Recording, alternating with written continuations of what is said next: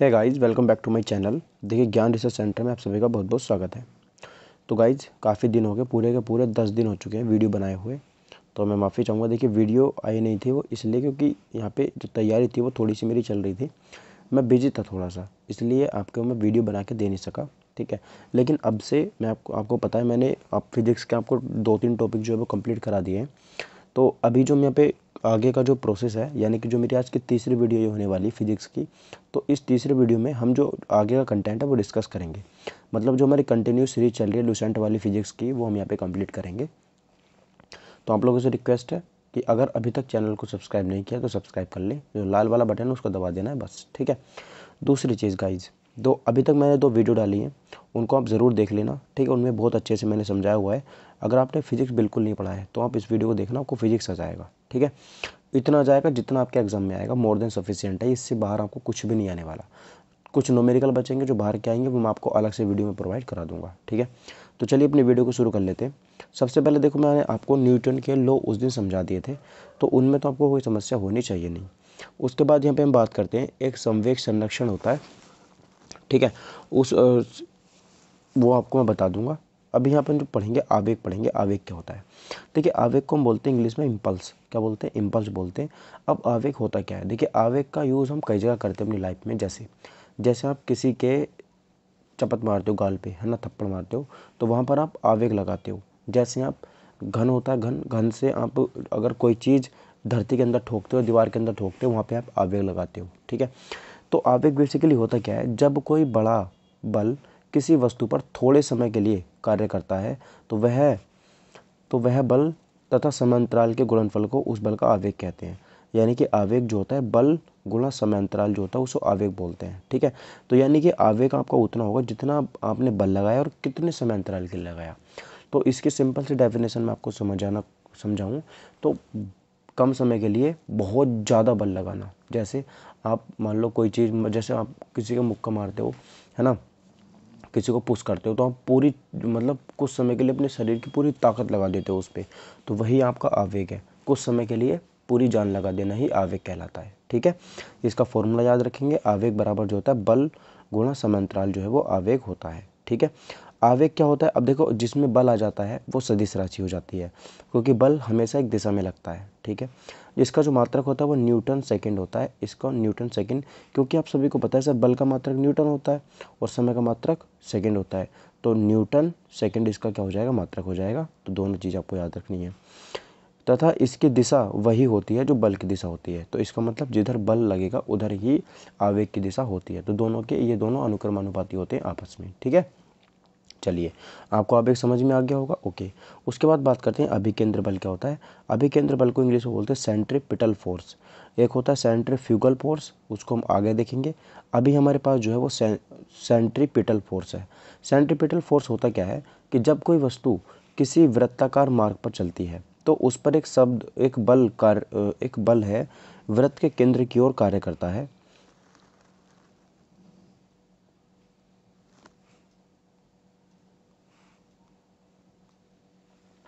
ठीक है गाइज, तो आपको मैंने क्या बताया था कि जो सेंट्रीपिटल फोर्स जो होता है, ये क्या होता है? जब कोई वस्तु किसी वृत्ताकार मार्ग पर चलती है तो उस पर एक बल वृत्त के केंद्र की ओर कार्य करता है। इस बल को ही अभिकेंद्रीय बल कहते हैं। इस बल के अभाव में वस्तु वृत्ताकार मार्ग पर नहीं चल सकती। अब देखो, तो आपको यहाँ पे क्या समझ में आता है सर, कि अगर कोई वस्तु है जो मान लो एक सर्कुलर पाथ पे चल रही है, ठीक है, सर्कल है उसके पाथ पर चल रही है, तो अगर आपको पता है, जैसे साइकिल चलाते हैं हम कई बार, जैसे हमारा रेस लगाने वाला ग्राउंड होता है, तो हम उसके चारों ओर जो दौड़ पाते हैं वो दौड़ पाते हैं सेंट्रीपिटल फोर्स के कारण ही। अगर ये फोर्स नहीं लगेगा तो हम घूम नहीं पाएंगे और हम सीधे चले जाएंगे जिस डायरेक्शन में हमारा फेस होगा।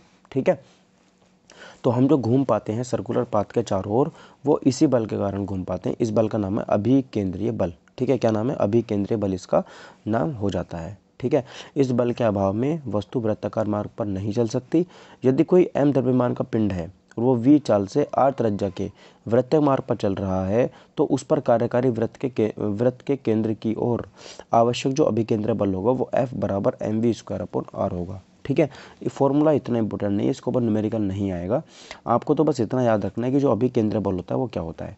तो अभिकेंद्रीय बल होता है सर, जब हम किसी सर्कुलर पाथ पे चलते हैं तो उस पाथ के पर हम जो मूव कर पाते हैं, चल पाते हैं, वो सेंट्रीपिटल फोर्स के कारण चल पाते हैं। अगर वो फोर्स हवा से हटा दिया जाए तो हम घूम नहीं पाएंगे और हम सीधे चले जाएंगे और हमारे सामने जो भी वस्तु है उसमें टकरा जाएंगे। ठीक है, तो सेंट्रीपिटल फोर्स आपको समझ में आ गया। ठीक है सर। दूसरी चीज़ सर यहाँ पे आता है सेंट्रीफ्यूगल फोर्स। अब ये बहुत ज़्यादा इंपॉर्टेंट है। सेंट्रीफ्यूगल फोर्स ये उससे ज़्यादा इंपॉर्टेंट है, इसको आप और अच्छे से पढ़ेंगे। सेंट्रीफ्यूगल फोर्स में क्या होता है बेसिकली, ये अजड़त्वीय फ्रेम होता है, मतलब नॉन इनर्शियल फ्रेम। अच्छा, अजड़त्व का क्या मतलब होता है? देखो, जड़त्व का मतलब होता है जब हम किसी अवस्था में बिल्कुल शांत अवस्था में बैठे हुए हो। ठीक है, अब जैसे आप इस टाइम बैठ के वीडियो देख रहे हो तो आप बिल्कुल जो जिस अवस्था में आप बैठे हो आपका जड़त्व है। ठीक है, अगर आप पर आके किसी ने फोर्स लगाया, आपको धकेलने की कोशिश की, तो आपको झटका लगेगा एकदम से, तो उसने आपके जड़त्व को हिला दिया। ठीक है, अब जैसे आपका जड़त्व इस टाइम बैठे हो तो वो आपका जड़त्व है, लेकिन एक बस बिल्कुल कांस्टेंट स्पीड से चल रही है, जैसे 40 की स्पीड से लगातार चल रही है, तो आप जब बस में बैठे होगे तो जो उसकी स्पीड है उसी स्पीड पर आपका जड़त्व बन जाएगा। जैसी बस के ब्रेक लगेंगे आप तुरंत हिल जाओगे। ठीक है, तो जहाँ आप जैसी कंडीशन में बैठे हुए होते हो वही आपका क्या होता है, जड़त्व होता है। ठीक है, तो अब अजड़त्व की बात करते हैं। अजड़त्व का मतलब होता है जहाँ पर जड़त्व हो ही ना। ठीक है, आप हमेशा मूव करते रह रहे हैं। तो न्यूटन के नियमों पर लागू करने के लिए कुछ ऐसे बलों की कल्पना करनी है जिन्हें परिवेश में किसी पिंड से संबंधित नहीं किया जा सकता। ये बल छदम बल या जड़त्वीय बल कहलाते हैं। अपकेंद्रीय बल एक ऐसा ही जड़त्वीय बल या छदम बल है। इसकी दिशा अभिकेंद्रीय बल के विपरीत दिशा में होती है। यानी कि वो वाला जो बल था हमारा सेंटर की ओर लग रहा था, लेकिन ये सेंटर से बाहर की ओर लगता है। किधर की ओर? सेंटर से बाहर की ओर ही हमारा बल लगता है, जो सेंट्रीफ्यूगल फोर्स है। तो दोनों बल ये अपोजिट है। सेंट्रीपिटल फोर्स और सेंट्रीफ्यूगल फोर्स दोनों बल के बल ये जो है वो अपोजिट हो जाते हैं। कपड़ा सुखाने की मशीन जो होती है, जिसको हम वॉशिंग मशीन बोलते हैं, ये भी हमारा सेंट्रीफ्यूगल फोर्स के ऊपर ही काम करती है, क्योंकि जब ये कपड़ा चलाती है तो कपड़ों को बाहर फेंकती है, तभी कपड़े साफ हो पाते हैं। दूध से मक्खन निकालने की जो मशीन होती है, आपने देखा होगा जब हम दूध से मक्खन निकालते हो तो जहाँ पर वो मशीन चल रही होती है उससे बाहर की ओर चीज़ों को फेंकती है। ठीक है, सेंट के अंदर से बाहर की ओर फेंकती है। तो ये सब इसी सिद्धांत पर कार्य करती हैं। हमारा जो सेंट्रीफ्यूगल फोर्स होता है इसी के ऊपर कार्य ये करती हैं। ठीक है सर, ओके। उसके बाद देखिए बात करते हैं हमारा वृत्तीय पथ क्या होता है। तो वृत्तीय पथ पर गतिमान वस्तु पर कार्य करने वाले अभिकेंद्री बल की प्रतिक्रिया होती है।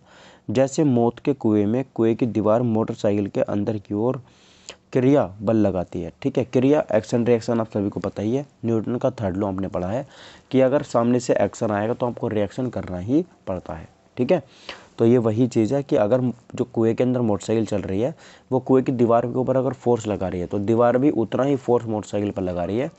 अगर किसी का भी बल ज़्यादा हुआ, जैसे मोटरसाइकिल का बल ज़्यादा हो गया दीवार के तुलना में, तो वो जो कुएं की दीवार है उसको तोड़ के बाहर निकल जाएगी। ठीक है, तो दोनों का जो बल है वो मेंटेन रहता है। जबकि इसकी प्रतिक्रिया बल मोटरसाइकिल द्वारा कुएं की दीवार पर बाहर की ओर कार्य करता है। कभी कभी बाहर की ओर कार्य करने वाले इस प्रतिक्रिया बल को भ्रमबश अपकेंद्रीय बल कह दिया जाता है, जो कि बिल्कुल गलत है। ठीक है, चलिएगा।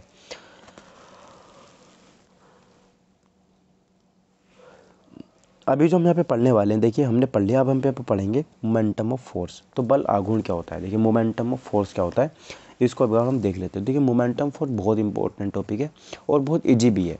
यहाँ पे हमसे केवल एक आध कुछ ही पूछ लेगा कि बल आघूर्ण क्या होता है ना, अपकेंद्रीय बल क्या होता है, अभिकेंद्रीय बल क्या होता है, आवेग क्या होता है, न्यूटन का थर्ड लॉ में क्या है, ऐसे क्वेश्चन पूछ लेगा हमसे। क्वेश्चन की प्रैक्टिस भी हम करेंगे लगातार।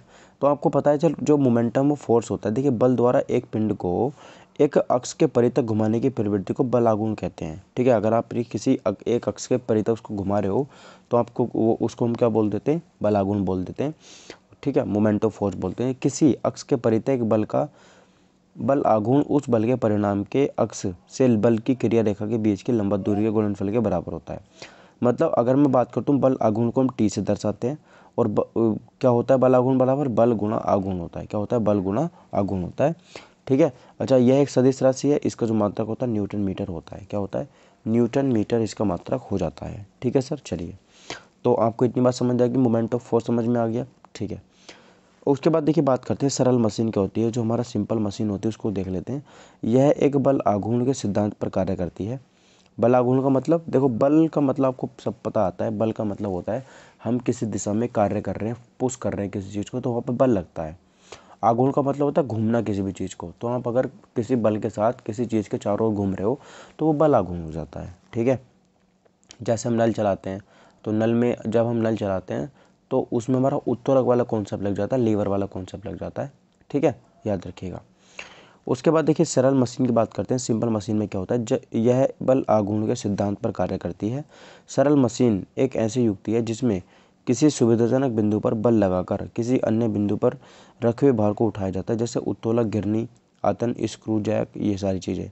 तो सरल मशीन आपको समझ में आ गई। तो सरल मशीन से हम अपने काम को आसान कर सकते हैं। जैसे टायर पंचर हो जाता है किसी का, तो उसमें हम जैक लगा देते हैं, जैक लगा के उठा देते हैं। अब हमें उसमें कुछ करना थोड़ी होता है, बस उसको घुमाने में मेहनत लगती है थोड़ी सी, पहिया हमारा उठ करके ऊपर हो जाता है। इसी को तो बोलते हैं सरल मशीन। उत्तोलक जो होता है लीवर, उत्तोलक मतलब होता है लीवर, लीवर को आसानी से ऊपर नीचे कर दो आप लोग, कोई दिक्कत नहीं होती है। गिरनी होती है, आनत तल होता है, और जो स्क्रू जैक होता है। ठीक है, तो ये सारी चीज़ें जो है हमारी सरल मशीन के अंदर काउंटर की जाती हैं। अच्छा, अभी हम यहाँ पे लीवर में आपको बताता हूँ लीवर होता क्या है। देखिए, उत्तोलक एक सीधी या टेढ़ी छड़ होती है जो किसी निश्चित बिंदु के चारों ओर स्वतंत्रतापूर्वक घूम सकती है। उत्तोलक में 3 बिंदु होते हैं। अच्छा, आपने देखा होगा ना, कई बार लीवर कहते हैं कि लीवर उठा दे इंजन का, इंजन चल रहा है ना, तो लीवर ये वही वाला लीवर की बात कर रहा है। अच्छा, लीवर होता क्या, देखो, उत्तोलक एक सीधी या टेढ़ी दृढ़, ये सीधी भी हो सकती है, टेढ़ी भी हो सकती है। कई बार तो टेढ़ी बनाया जाता है, इसको सीधी ज़्यादा बनाते नहीं है। अब इसमें 3 चीज़ हम पढ़ेंगे। 3 चीज़ें सर, सबसे पहले होगा आलम्ब। आलम्ब का मतलब होता है सर यहाँ पर फलक्रम।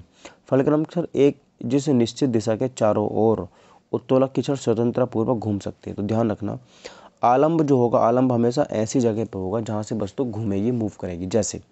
जैसे कैंची होती है, तो कैंची कहाँ से घूमती है सर, बीचों बीच में, जहाँ पे उसमें बुल्ट लगा हुआ होता है ना।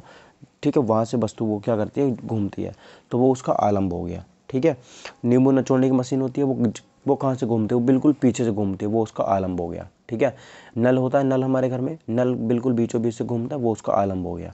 तो हमेशा जहाँ से वो घूमेगा, जहाँ से वो मूव करेगा, जहाँ से भी घूमेगा, वो उसका आलम्ब कहलाएगा। क्या कहलाएगा, आलम्ब कहलाएगा। उसके बाद देखिए आयास बोलते हैं। आयास क्या होता है, देखिए आयास बोलते हैं उत्तोलक को उपयोग में लाने के लिए उस पर लगाया गया जो बल होता है उसको हम क्या बोलते हैं, आयास बोलते हैं। ठीक है, उस पर जो लगाया गया क्या होता है, बल होता है, उसको क्या बोलते हैं, आयास बोलते हैं। ठीक है, चलिए यही हम बल लगाते हैं। अच्छा, दूसरी बात, उसके बाद आता है लोड, भार जो होता है। उत्तोलक के द्वारा जो बोझ उठाया जाता है अथवा रुकावट हटाई जाती है उसे भार बोलते हैं। उसे क्या बोलते हैं, भार बोलते हैं, यानी कि वजन बोलते हैं, वेट बोलते हैं। ठीक है, चलिए, तो ये चीज़ आपको समझ में आई होगी। अब गाइस ये मैंने आपको बता तो दी गाइस, ये 3 टाइप के होते हैं, पहले टाइप के उत्तोलक, दूसरे टाइप के उत्तोलक एंड तीसरे टाइप के उत्तोलक। तो सबसे पहले आपको पढ़ना पड़ेगा सर, पहले टाइप के जो उत्तोलक होते हैं वो क्या होते हैं, उनको हम कैसे पढ़ते हैं। देखिएगा, पहले प्रकार के उत्तोलन में क्या होता है, देखो, इस वर्ग के उत्तोलकों में आलम्ब जो होता है वो बीच में, आलम्ब आयास और भार डब्ल्यू के बीच में स्थित। ये बात आपको बहुत याद रखनी है। जो एफ है वो किसके, ई और डब्ल्यू के बीच में हो जाएगा, ई एंड डब्ल्यू के बीच में हो जाएगा। ठीक है, जो मेरा फलक्रम है वो एफर्ट एंड वेट दोनों के बीच में हो जाता है। तो आपको याद रखनी है, जब भी हमारा पहली वाली श्रेणी के उत्तोलक आएंगे उसमें जो फलक्रम होगा वो कहाँ होगा, बिल्कुल बीचों बीच में होगा। कहाँ होगा, बिल्कुल बीचों बीच के अंदर होगा। कहाँ क्या होगा, फलक्रम बिल्कुल बीचों बीच में होगा। ठीक है, चलिए। अच्छा, इस प्रकार के उत्तोलकों में यांत्रिक लाभ 1 से अधिक या 1 के बराबर तथा 1 से कम भी हो सकता है। इसके उदाहरण देखें, कैंची, मैंने बताया था ना, कैंची बिल्कुल बीच में से घूमती है, तो वो क्या है, एक यहाँ पे फर्स्ट प्रकार के लीवर का उदाहरण है। प्लास होता है, वो भी फर्स्ट प्रकार के लीवर का उदाहरण है। सिंडासी होती है, कील उखाड़ने की मशीन, ये सारी मशीन जितने भी हमारे घर में यूज़ होती हैं वो सारी न्यूटन के फर्स्टों में आ जाती हैं। ठीक है, चलिए आगे बढ़ते हैं। आगे देखेंगे सेकंड प्रकार के जो उत्तक होते हैं वो कौन से होते हैं, उसको देख लेते हैं। सर सेकंड प्रकार के होते हैं सर, इस वर्ग के उत्तोलकों में आलम्ब एफ तथा आयास ई के बीच में डब्ल्यू होता है, ई के बीच भार डब्ल्यू होता है। ठीक है, तो ये कह रहे हैं सर यहाँ पे, इस वर्ग के उत्तोलकों में आलम्ब तथा आयास के बीच भार, आयास के बीच भार होता है, आयास के बीच में क्या होता है, भार होता है। ठीक है, तो सबसे पहले आलम्ब बीच में, फिर भार बीच में, और तीसरे नंबर पर बल बीच में। ठीक है, ये आपको यहाँ पे तो जो चीज़ें वो याद रखनी है। अच्छा, इस प्रकार के उत्तोलकों के यांत्रिक लाभ सदैव 1 से अधिक होता है। इसके उदाहरण है जैसे सरोता, नींबू नचोड़ने की मशीन। अब नींबू नचोड़ने की मशीन बिल्कुल पीछे से घूमती है जहाँ पे नींबू होते हैं, तो घूमती है जहाँ से, वहाँ आलम्ब हो गया, जहाँ से हमने वजन लगाया वो हो गया उसका भार। ठीक है, मतलब बल हो गया, और जहाँ पे वस्तु उठाएगी वो हो गया उसका भार। ठीक है, चलिए, तो एक पहिए वाली कूड़ा उठाने की मशीन, ये भी किसका उदाहरण, सेकंड प्रकार के लीवर का ही उदाहरण हो जाता है। थर्ड प्रकार के लीवर की बात करते हैं। देखिए तीसरे प्रकार का जो है यहाँ पे, तीसरे प्रकार इस वर्ग के उत्तोलकों में आलम जो एफ होता है, डब्लू के बीच में आयास ई होता है। ठीक है, तो पहले नंबर पर हमारा आलम बीच में था, दूसरे नंबर पर भार बीच में था, तीसरे नंबर पर आयास बीच में है। ठीक है, इसका यांत्रिक लाभ सदैव 1 से कम होता है, उदाहरण के लिए चिमटा, मनुष्य का हाथ। ठीक है, चलिए तो गाइज ये हमारा आज की वीडियो थी। ठीक है, ऐसे ही छोटी छोटी वीडियो में आपको पूरा फिजिक्स में कंप्लीट करा दूंगा। तो मिलते हैं अगली वीडियो में। Thank you for watching my video, और लाल वाला बटन जरूर से ज़रूर दबा देने हैं। Thank you.